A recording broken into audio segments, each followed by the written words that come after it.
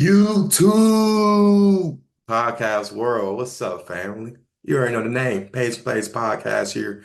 Going to be giving y'all week six already. Week six already, man. Already 2.5. Well, a month and a half worth of football, we're gonna say. I don't know why I said 2.5, but I'm just jibber japping. But make sure y'all like the content, all that, man. Let me know what you think about that fire ass intro. Shout out to that shit, bro. We're trying to make, more improvements to the channel. One brief thing. Somebody asked me, well, we did have a slight off week this past week, but somebody did ask me, do I accept payments or, money? I mean, I'm not going to ask for it, but I mean, if you hit me up and say, hey, what's this and this, I have no issue giving y'all that if y'all want that, but, that's up to y'all on that one, right? Last week. 0-2-1. Yeah. Jets losing on the pick, pushing it towards the field. You can't make that shit up. What else do we have that happened? Steelers, they were covering. They let Dax go all the way down the field on them and win. And I had to push with Jacksonville Jaguars. I took it at -3. Should have took it at 2.5. They were up 14, blew a 14-point lead, and only to get a push because they hit a game with a field goal. So overall, though, still not bad. 15, 7, and 3 for the overall best bets record. So let's go ahead and get right into it, though. We got Thursday night football. San Francisco 49ers taking on the Seattle Seahawks. Seahawks plus 3.5 point underdogs. Seattle win the cover. Not a lot of science. Both teams did not do well last week. But I just feel like when you play in that Seattle, it's a prime time game. And listen, this is the lack I have in Christian McCaffrey, bro, with this 49ers team. I mean, as much as I gave him Brock Purdy his respect, it it goes back to when the thing I don't like about him, and that sometimes is his decision making. He should not have thrown that pass hard and just throw it up in the air when he got hit. He should just try to throw it down on the ground. He would have got to, I don't know, bro. Sometimes it's his decision making that gets me. But listen, McDonald, he's still a, first year coach trying to understand the game, but he has been successful against these Shanahan offenses. So I think this is going to be a slugfest. I think it might be a shootout. Both offenses are elite. Defenses on both sides right now has been pretty mid. There's no pass rush for the 49ers. And that's just really the biggest problem right now. There's no pass rush for this team. This team is definitely on upset alert, and I almost believe whoever wins this game, they may be number one in the NFC West. So keep into this game. This is definitely an important game. Next game, we got the Jacksonville Jaguars, Duval versus the Chicago Bears, the Bears. This is the London game. I'm going with the Jags to win and cover. They just know how to deal with these type of games. And the one thing I did like that I have seen, I've seen a lot of so I'm gonna tell you the pros and cons last week. The cons, I'm gonna talk about the bad real quick. Their secondary is garbage. Jags secondary is garbo. But remember I called out Trayvon Walker and Josh Allen Hines. And they showed the hell out. So those two guys alone can cause ruckus against the Chicago Bears offensive line. Yeah, they beat the Panthers, but boy, I watched that whole game. That Panthers D line without Derrick Brown, their all-pro tackle, was still able to get into the backfield. Caleb Williams had to do some Houdini shit that he's just now starting to realize he can do. So I think this is a close game, but because, like I said, Jacksonville used to traveling to London, and they know how to do this stuff. I'm going to pick the Jags to win and cover. Next game, this should be probably the best game for the 1 o'clock games. We got the Washington Commanders versus, yes, I said the Commanders, versus the Baltimore Ravens. Ravens -6.5 point favorites. Ravens to win, Washington to cover. Washington can damn near win this game. It's crazy. This game kind of gives me the vibes of y'all remember RG3 rookie year when they played Baltimore? And no one, and this is what Ray Lewis and all of them with Baltimore, right? And they beat them. I almost feel like it might be damn near possible that that could happen again, right? I had somebody as a friend of mine say that he think that Jaden Daniels can have a higher ceiling than Lamar Jackson. I damn near kind of agree. This Ravens team, like I said, they win games, but this defense is kind of they're missing Mike McDonald. That's what it is too. This defense is just not it hasn't been it, bro. I think the over under was 52. I almost want to go under just because I think one team might shit the bed. If Washington does shit the bed, then I think that's why it goes under 52. But I do think this is going to be a heavy competitive game. I think points can be scored also only because, secondary for Washington is awful. The defense is just kind of not good. And with what Dan Quinn has been doing, you kind of have to give him an applause for that because the defense isn't the best, but the fact that that offense is scoring and that offense is listen, Cleve Kingsbury is going to get a head coaching interview. I don't think he's the best head coach, but when you see what he do on offense, it speaks. Especially with this quarterback class coming up, it speaks. But like I said, Ravens to win, Washington to cover. And by the way, I'm seeing this 6.5 getting juiced to the Ravens. So if this number goes up to 7 and more, I might have to really consider picking Washington. Next game, we got the Tampa Bay Buccaneers at the New Orleans Saints. Saints are 2.5 point favorites. I'm going with the Saints to win the cover. There are some situations that people may not take in consideration.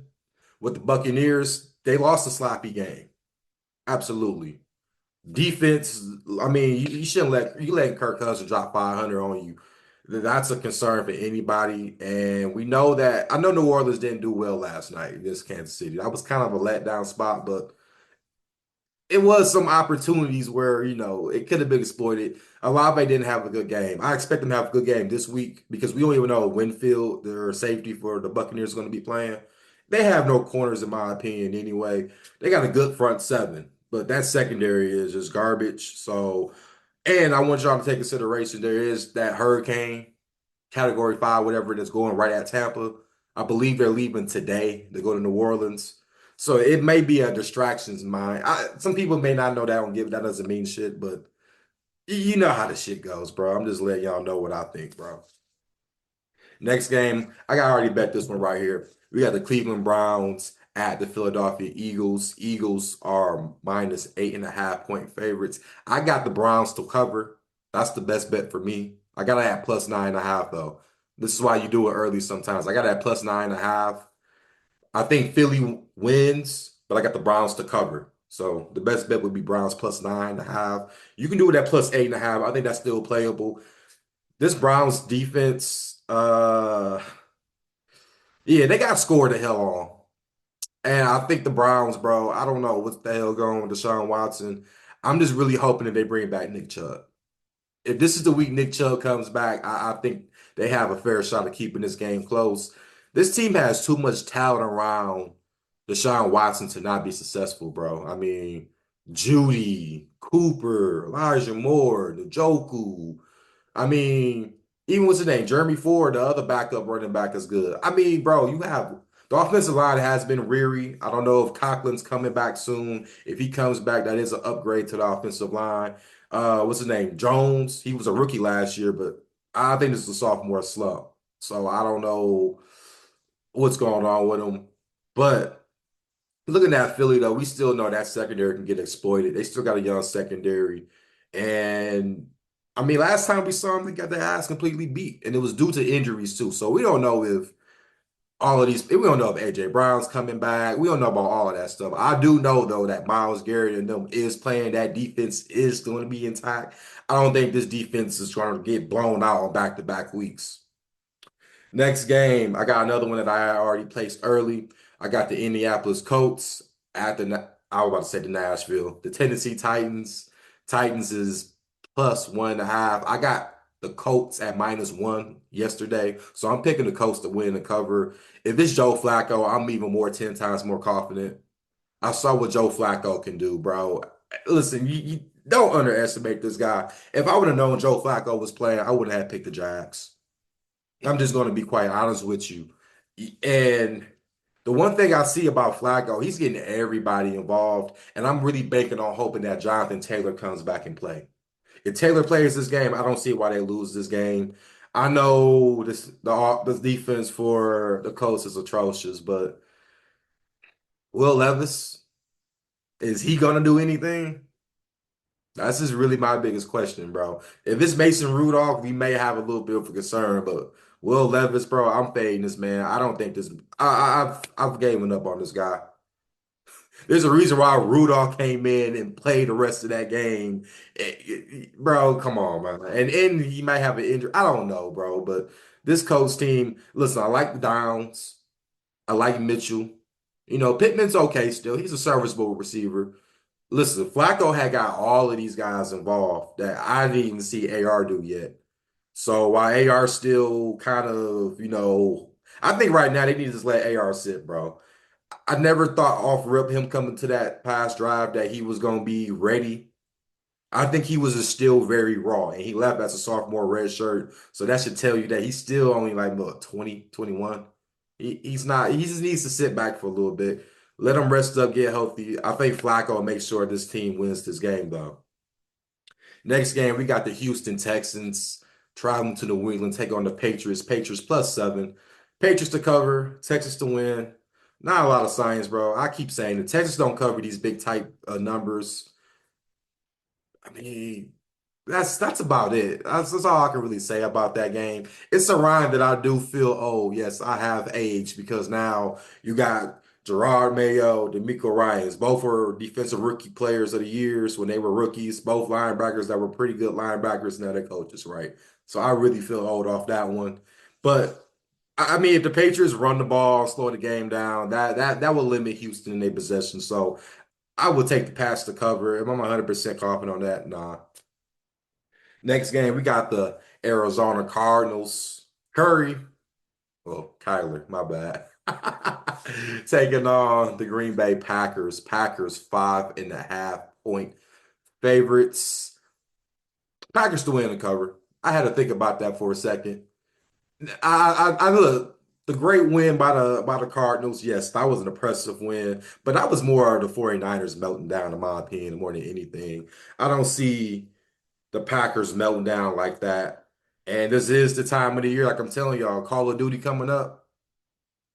Kyler Murray's already promoting it, so I'm just letting y'all know now. That's why I'm probably going with the Packers.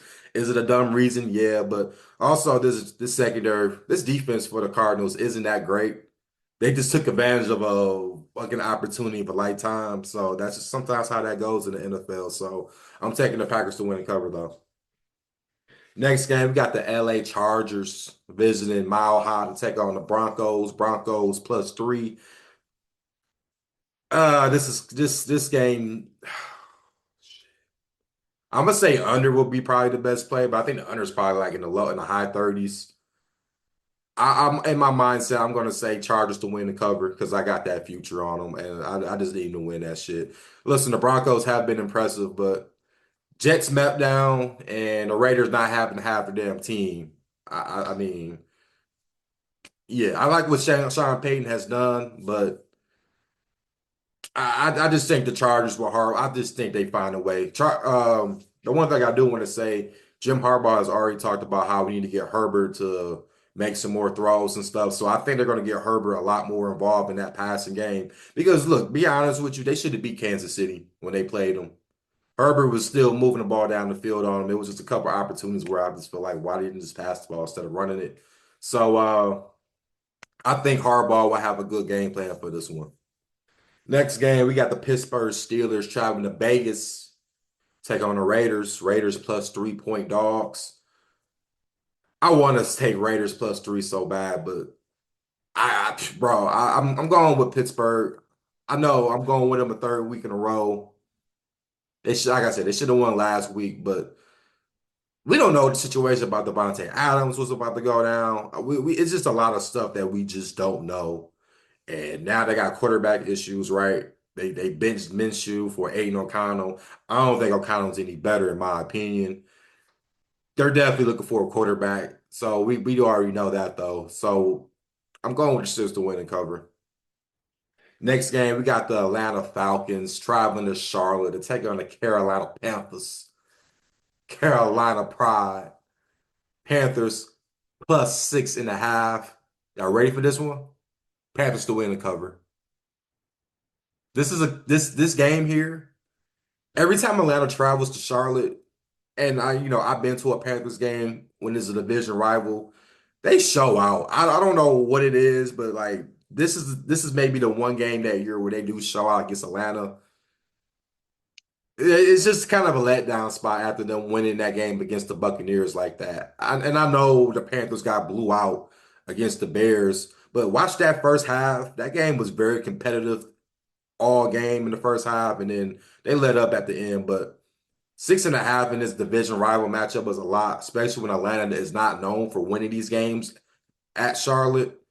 And you better not hope it's not a raining game, because if it's a raining game, that's when the Falcons always choke against this team. I I just see points being scored both ways for somehow. So I'm going with the Panthers to win and cover. Maybe like a last minute field goal, but I do think they cover 6.5. If this goes up to 7, I might have to take a shot at that. Next game, we got the toilet bowl game, the game that we don't want to see Sunday night. We didn't want to see the Bengals and the Giants Sunday night, right? I know NFL asked NBC for the Commanders and Ravens game. I think we all would have loved that. But because the New York market needs another primetime game, well, they have two primetime games this week. So how about that one? Giants are plus 3.5 point underdogs. I really want to take the Bengals to win and cover here. I think this is probably the right spot to take them. The fact that the Giants won a game that had no business winning, even though Malik Neighbors should be back, but they just had no business really winning that game. And it happens like that. The Bengals choked the game when they were up double digits against the Ravens. They choked that game. That's just kind of how the shit goes. I don't know what's wrong with this Bengals team. I think this defense is just very bad, though. And I think that's what gets them in bad situations. But I think in this one, shit. Because I'm like to say, the D line for the Giants is not bad. Kayvon Thibodeau has been playing lights out. We can say that. I mean, listen, speaking of that, you got Hutch, right? Hutch, Walker, Thibodeau, all of them are having good productive years. So I will give them that. But I'm going with the Bengals to win and cover on that one. And I did forget about this game before we talk about the Monday night game. The Detroit Lions -3 taking on the Dallas Cowboys. I like the Lions to win. I don't know about covering -3 though.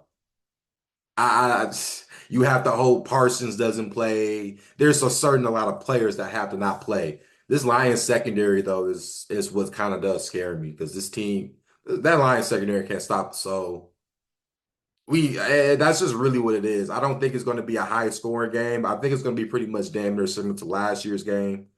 It's going to be a close game.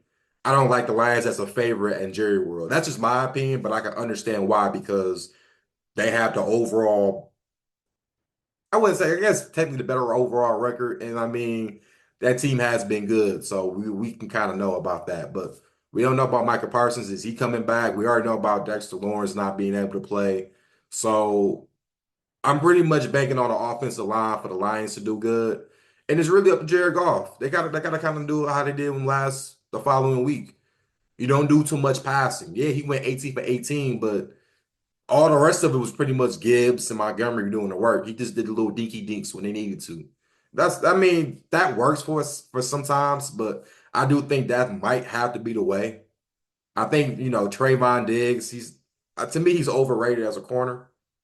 Hasn't had that production that he usually does. So, I mean, you can exploit this, and the Cowboys don't really have a run game.